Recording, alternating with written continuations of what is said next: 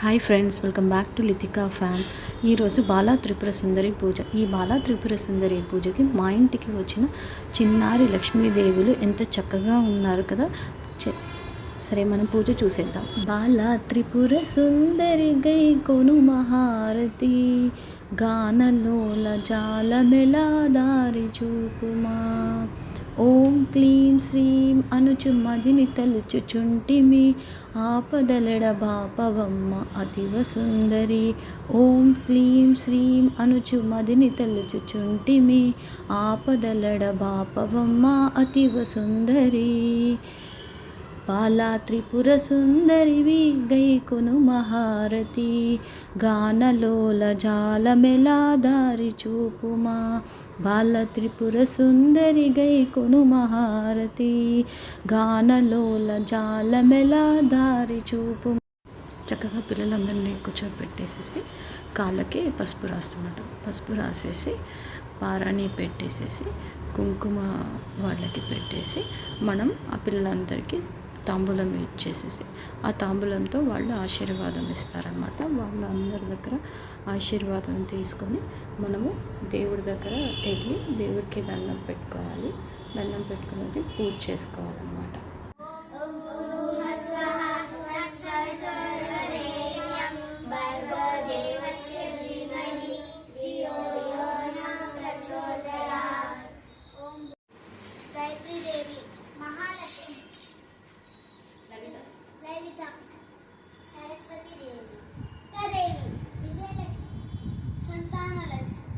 ఇక్కడ దండం పెట్టుకుని వచ్చిన తర్వాత ఇక్కడ పిల్లలందరికీ డాన్స్ చేస్తున్నప్పుడు హారతి ఇచ్చారు.